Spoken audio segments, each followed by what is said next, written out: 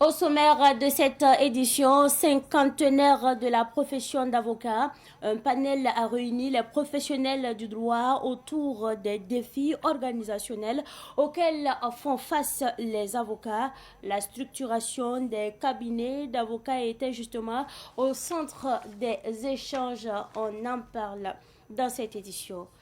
Au total, plus de 20 000 poches de sang ont été collectées en 2025. SOS Sang a fait le point de ses activités de l'année 2025 au Centre national de transfusion sanguine. L'association a dressé en tout cas un bilan jugé satisfaisant. Bilan à suivre dans ce journal. Mesdames et messieurs, bonsoir et bienvenue à ce rendez-vous consacré à l'actualité sur Savan TV. Le Conseil des ministres s'est tenu sous la présidence du chef de l'État, le capitaine Ibrahim Traoré. Plusieurs décisions ont été prises. Au titre du ministère de l'administration territoriale et de la mobilité, le Conseil a adopté un décret portant dissolution des partis et formations politiques au Burkina Faso, ainsi qu'un projet de loi portant abrogation des lois encadrant leur fonctionnement, leur financement et le statut du chef de file de l'opposition. Selon le ministre d'État, ministre de l'administration territoriale Émile Zerbo, cette décision s'inscrit dans le cadre de la refondation de l'État et fait suite à un diagnostic profond. Le gouvernement a aussi adopté un nouveau référentiel national de développement dénommé Plan Relance évalué à 36 milliards de francs CFA. Selon le ministre des Finances Aboubakar Nakanabo, les 2 tiers de ce volume financier doivent provenir des ressources souveraines. C'était là quelques décisions du Conseil des ministres qui s'est tenu ce jour sous la présidence du chef de l'État, le capitaine Ibrahim Traoré.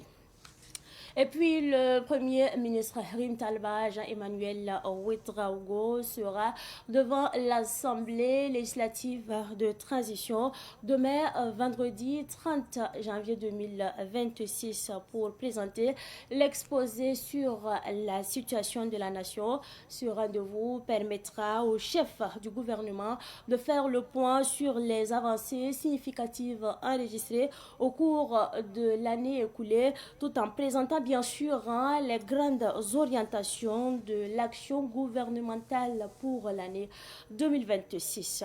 Comme annoncé en titre à l'occasion du cinquantenaire des avocats du Burkina Faso, plusieurs thèmes communication sont au programme, parmi lesquels la structuration des cabinets d'avocats, enjeux et défis. Détails avec Salif Sanouidi et Moumouni Nana.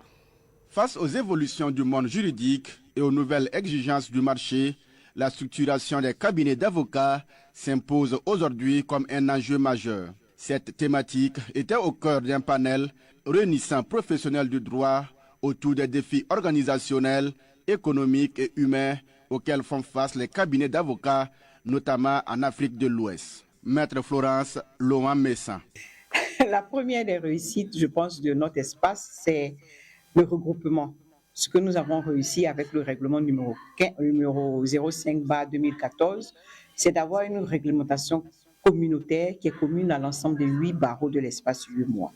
Il faut reconnaître que quand même, au sein de nos barreaux, un des problèmes que je vois, c'est celui de la formation.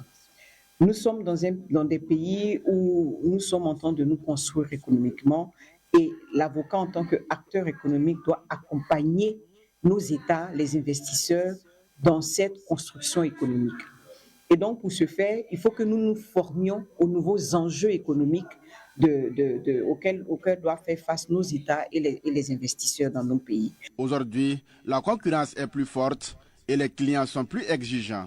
La structuration permet non seulement d'améliorer la qualité des services, mais aussi d'intégrer des outils modernes comme le numérique et la spécialisation des compétences. Maître Bobson Koulibaly. La question qu'il fallait se poser est de savoir si les formes que la loi prévoit répondent aux défis auxquels les avocats font face. Et je pense que nous sommes arrivés à la conclusion que oui, il y a des innovations dans le règlement numéro 003, mais que ces innovations ne permettent pas pleinement à l'avocat burkinabé et l'avocat d'Azoni Omoa de faire face à la concurrence internationale. Quels sont les défis auxquels l'avocat fait face? On a le défi de la mondialisation, comme ça a été dit dans d'autres panels. Nous avons beaucoup d'avocats étrangers qui viennent s'installer ou en tout cas qui suivent leurs clients pour des dossiers qui ont un impact sur notre zone UEMOA et pour lesquels nous ne sommes pas forcément consultés.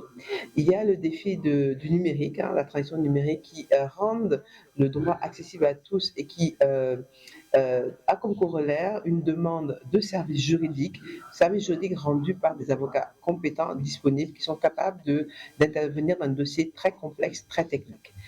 D'autres défis auxquels nous faisons face, c'est surtout le défi du financement. Parce que pour pouvoir faire face à la concurrence, répondre à des clients de plus en plus exigeants, qui demandent que les avocats soient réactifs, soient compétents, soient disponibles, il faut permettre aux avocats de se regrouper. Au terme des échanges, les intervenants ont unanimement appelé à une prise de conscience collective et à un accompagnement accru des cabinets d'avocats à travers la formation continue, le partage d'expériences et l'appui des ordres professionnels.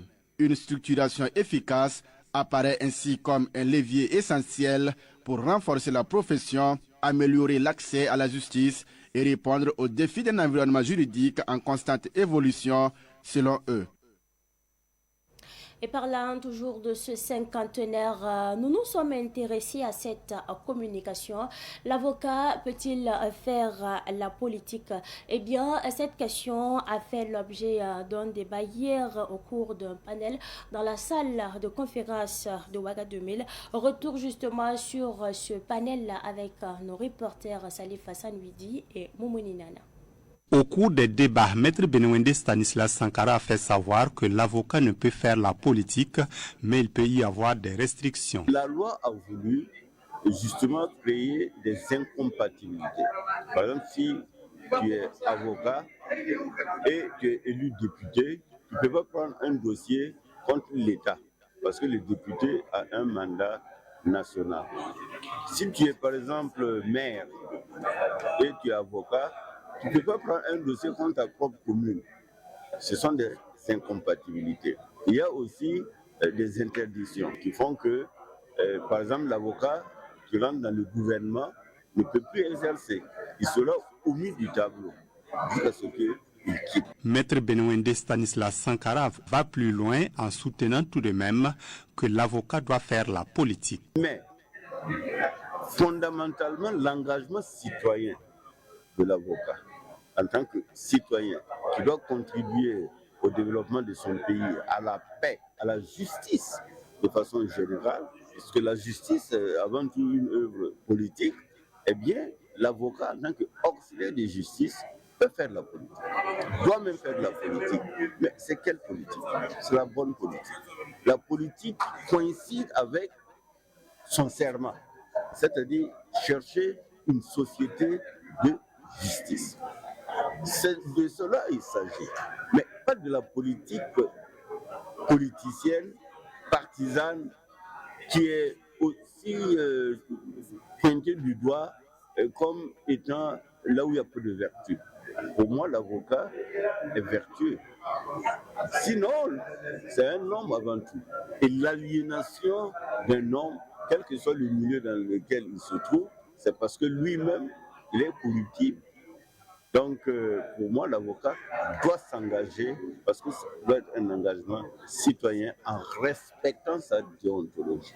Professeur Augustin Loada, quant à lui, a mis l'accent sur l'état de droit qui constitue, selon lui, un cadre de défense des valeurs telles que la liberté de tout citoyen. Le panel, animé essentiellement par les deux avocats connus, aussi dans le monde politique, avait pour thème 50 ans d'une avocature en mouvement. L'avocat doit-il faire la politique? Les variations de température de plus en plus marquées exposent les nourrissons et les personnes âgées aux maladies respiratoires. Et face donc à cette situation, le pneumologue Dr Soumaïla Maïga de l'hôpital Yalgado Ouetraogo appelle à la vigilance et à l'adoption de mesures simples de prévention telles que l'hydratation régulière des fosses nasales et surtout le port des habits chauds. Les propos donc du docteur Soumaïla Maïga ont été recueillis par nos reporters de René Congo et Daouda Yameko. Nous, en tant que spécialistes donc, de maladies respiratoires, ce qu'on voit, il y a plusieurs catégories. Nous avons d'abord nos anciens patients, donc ceux-là qui avaient les asthmatiques, ceux qui avaient des bronchites chroniques. Donc, ceux c'est encore plus marqué.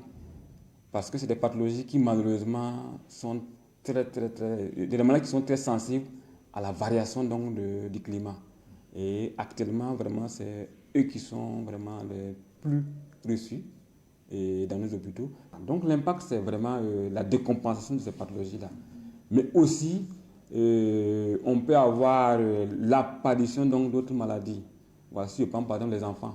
Aujourd'hui, si tu as un enfant et que l'enfant n'est pas bien protégé, c'est-à-dire que ce dernier s'expose vraiment à l'apparition non seulement ça commence par un rhume, et qui malheureusement, si ce n'est pas pris en charge, ça va descendre vers le bas appareil respiratoire, donner des bronchites, et qui malheureusement, si ce n'est pas pris en compte, c'est compliqué.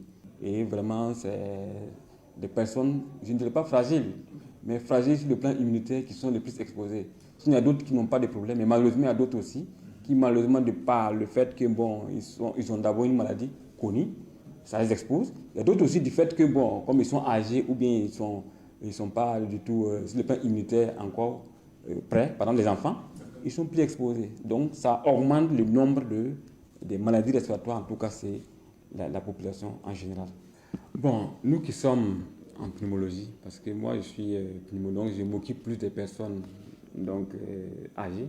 Quand on regarde parmi les gens qu'on reçoit, effectivement ce sont les personnes du troisième âge qui sont les plus retrouvés. Donc nous dirons qu'effectivement c'est cette catégorie de population qui est le plus exposée en tout cas chez nous en pneumologie. Mais il faut savoir aussi que, comme je disais tantôt, les enfants aussi sont exposés de la même façon. Donc nous on dit dans nos jargons ce sont les âges extrêmes. Donc les plus jeunes et les plus âgés qui sont les plus vraiment retrouvés. Sinon, ceux qui sont au milieu, et ils sont beaucoup plus, ils ne sont pas très exposés, sauf ceux-là qui ont des maladies aussi chroniques. Voilà, par exemple les fumeurs chroniques et autres, là, et aussi ils ont les mêmes risques quand même que par exemple les personnes âgées, parce que sur le plan respiratoire, ils sont quand même un peu faibles par rapport à celui par exemple qui ne fume pas. Il y a ce qu'on appelle des mesures d'ordre général, donc pour tout le monde, c'est d'abord se protéger. La protection est d'abord individuelle, donc le port de masque. Et on demande souvent, on peut porter vraiment des habits qui sied. Maintenant, les enfants, il faut les habiller vraiment avec des pullovers pour les aider. Les personnes âgées aussi, c'est pareil. Quand vous allez sortir, vraiment, il faut vous habiller comme il se doit. Voilà, couvrir vraiment le corps et porter des masques. Mais aussi, on peut utiliser du beurre de karité. Le beurre de karité, il ne faut pas aussi remplir les narines. On dit juste une fine couche. Voilà, de sorte que s'il y a une suspension poussureuse, ça puisse retenir vraiment la poussière qui se dépose. Et aussi, tout ce qui dépend des patients collectives, il faut se vacciner aussi. Nous avons des malades, nous on conseille vraiment à certaines personnes de se vacciner. Donner son sang, c'est sauver des vies. Comprenez donc que nous parlons de ce liquide précieux. En 2025, l'association SOS Sang a mobilisé plus de 20 000 poches de sang au profit du Centre national de transfusion sanguine. Une année où l'association note une amélioration des donneurs de sang et de disponibilité de ce liquide précieux. L'association a dressé son bilan 2025 au cours d'une conférence de presse tenue ce matin. Retour justement sur la conférence de presse avec notre reporter Germaine Farama. Dans son bilan 2025, l'association SOS Sang note une amélioration significative du nombre de poches de sang collectées par rapport aux années antérieures. Sur une prévision de 15 000 poches de sang, l'association a pu mobiliser plus de 20 000 poches au profit du Centre national de transfusion sanguine. Des campagnes d'intensification de sensibilisation et de la promotion du don de sang bénévole avec l'image du président du Faso dans 5 villes, ainsi que sur des sites de l'immersion patriotique, ont aussi suscité l'engouement autour des opérations de collecte de sang. Nous pouvons affirmer sans risque de nous tromper que 2025 a été exceptionnel en ce sens, que le nombre de poches de sang enregistrées dépasse largement celui des années antérieures. 20 545 poches de sang contre 18 786 poches de sang en 2024. Plus de 41 695 poches de sang ont été récoltées en 2025, contre 40 887 poches de sang en 2024 sur CNTS. Et ce grâce à l'engouement qu'a suscité cette campagne. Sur 58 157 bacheliers immergés, 6 119 poches de sang ont été collectées et 2200 jeunes se sont engagés à faire un don futur. Au regard de la quantité de poches de sang collectées en 2025, l'association SOS Sang affirme que tous les besoins en sang ont été satisfaits en 2025. Aucun malade n'a demandé du sang en 2025 en cette période et il n'a pas eu. Même les groupes sanguins rares, depuis 1999, que nous sommes dans la promotion du don de sang. Je précise que c'est cette année que nous n'avons pas été inquiétés par les appels téléphoniques demandant du sang. Malgré la disponibilité de sang au Centre national de transfusion sanguine, des demandeurs de sang dans les CHU sont toujours en entente. Un dysfonctionnement dans les CHU que l'association dénonce. Malheureusement, les CHU, je dis bien les CHU de Ouagadougou, ne jouent pas leur rôle. Ce qui nous a amené au CACEN du ministère de la Santé à dénoncer ça devant le ministre de la Santé.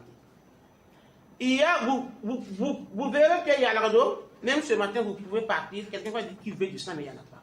Et pourtant il y a le sang à la banque de sang du Centre national de transfusion sanguine. Ce n'est pas le CNTS qui doit distribuer le sang dans les hôpitaux. C'est les hôpitaux qui doivent venir chercher le sang. Pour cette année 2026, l'association SOS Sang ambitionne de collecter 20 000 poches de sang à travers des campagnes d'intensification dans 10 régions en vue de combler les besoins ou, à défaut, éviter le manque criard de poches de sang dans les centres de santé. Après ce reportage sur l'association SOS Sang, nous parlons de la multiplication des accidents de circulation impliquant de plus en plus les compagnies de transport en commun qui suscitent en tout cas une vive inquiétude au sein de la population. Face à cette situation préoccupante, Antoine Kaboré, vice-président national de la Fêtière unique des transporteurs routiers du Burkina, réagit et apporte des éclairages tout en évoquant des mesures envisagées pour justement renforcer la sécurité routière. Il s'exprime au micro de Cynthia Zungrana et Samuel Moko. Les accidents de la route, ça vient d'abord par les routes. Voilà, vous savez bien que ici, les routes là sont un peu, ce n'est pas, on n'a pas des routes qui sont un peu larges. Voilà, donc ça déjà, c'est un facteur, voilà, qui cause des accidents. Il y a aussi, comment je vais dire, les comportements des gens. Voilà. On a dit que la plupart des accidents, ça vient de l'homme. Voilà. Donc vous allez voir que si l'homme est fatigué, ça cause des accidents. Il y a aussi la vitesse. Voilà. Donc non seulement les voies ne sont pas larges, et il y a des gens qui se permettent aussi de faire la vitesse aussi. Voilà. Donc vous allez voir aussi dans les villes, voilà, vous allez voir qu'il y a l'incivisme qui cause beaucoup d'accidents. Voilà. Il y a aussi sur les routes en rase campagne, vous allez voir les dépassements mal négociés, je peux dire comme ça. Voilà, les gens ne veulent pas se suivre pour avoir au moins la visibilité avant de faire les déplacements. Donc il y a tout ça qui cause énormément des accidents. Depuis la création de la fêtière, nous avons chaque fois des activités de sensibilisation et aussi il y a au niveau de l'ONASER la commission qui fait chaque fois des retraits, voilà, des permis de conduire pour dissuader un peu les chauffeurs. Et chaque fois, il y a des audiences foraines, voilà, pour les accidents mortels. Voilà. Donc on les juge, on les donne des conseils et c'est publiquement, voilà, pour que les autres usagers et les autres conducteurs puissent, à travers ces conseils-là, changer de comportement et aussi comprendre comment ils doivent conduire les gens à bon port. Il faut que les transporteurs arrivent à organiser très bien leur travail pour que les chauffeurs puissent avoir du repos.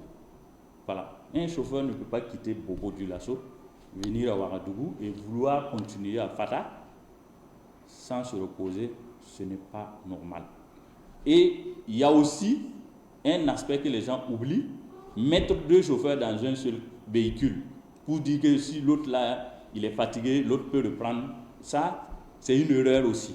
Par exemple, si vous prenez Ouagadougou, Bobo, si on doit utiliser deux chauffeurs, ça dit que le deuxième chauffeur doit être à Boromo. Il est en train de se reposer là-bas. Le premier chauffeur quitte Ouagadougou, il part lui remettre le véhicule.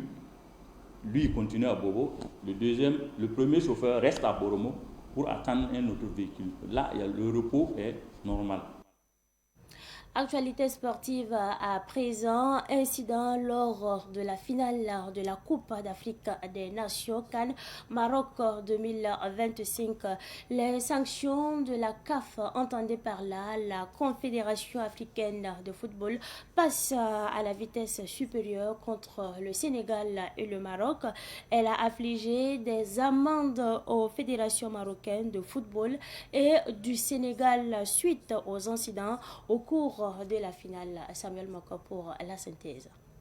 Incident au cours de la finale Maroc 2025 entre le Sénégal et le Maroc, les sanctions de la Confédération africaine de football CAF sont tombées. Concernant la Fédération sénégalaise de football, le jury disciplinaire a décidé de suspendre Pape Bouna Thiaw, sélectionneur de l'équipe nationale du Sénégal pour 5 matchs officiels de la CAF pour comportement antisportif, violation des principes de fair play et d'intégrité et atteinte à l'image du football. D'infliger à Pape Bouna Thiaw une amende de $100 000, soit 54 839 022 francs CFA. De suspendre les joueurs Iliman Cheikh Ndiaye et Ismaël Assar de l'équipe nationale du Sénégal pour 2 matchs officiels de la CAF pour comportement antisportif. D'infliger à la Fédération sénégalaise de football une amende de $300 000, soit 164 517 068 francs CFA, pour le comportement inapproprié de ces supporters ayant porté atteinte à l'image du football. D'infliger toujours à la Fédération sénégalaise de football une amende supplémentaire de 164 517 068 francs CFA pour le comportement antisportif de ses joueurs et de son encadrement technique en violation des principes de fair play, de loyauté et d'intégrité. D'infliger toujours à la Fédération sénégalaise de football une amende de 8 225 853 francs CFA pour faute disciplinaire de l'équipe nationale, 5 joueurs ayant reçu des avertissements. Pour la Fédération royale marocaine de football, le jury disciplinaire a décidé de suspendre Achraf Hakimi, joueur de l'équipe nationale du Maroc, pour 2 matchs officiels de la CAF, dont un match avec sursis pendant une durée d'1 an. De suspendre également Ismaël Saïbari, joueur de l'équipe nationale du Maroc, pour 3 matchs officiels de la CAF pour comportement antisportif. D'infliger à Ismaël Saïbari une amende de 54 839 022 francs. D'infliger à la Fédération royale marocaine de football une amende de 109 678 045 francs CFA pour le comportement inapproprié des ramasseurs de balles du stade. D'infliger toujours à la Fédération royale marocaine de football une amende de 54 839 022 francs CFA pour le comportement inapproprié des joueurs de l'équipe nationale et de l'encadrement technique ayant envahi la zone d'examen de la VAR et entravé le travail de l'arbitre en violation des articles 82 et 83 du code disciplinaire de la CAF.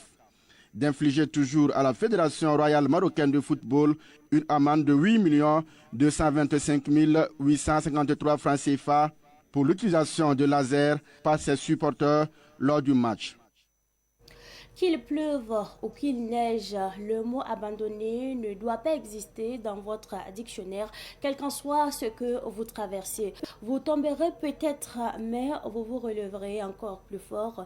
Et même si personne ne croit en vous, croyez en vous-même que celui qui a des oreilles pour entendre, entende. Alors c'est tout pour cette édition que j'ai pris en tout cas du plaisir à vous présenter. Merci à vous pour votre constante fidélité. Excellente suite de programme, donc des programmes de la télévision des Nouvelles Idées.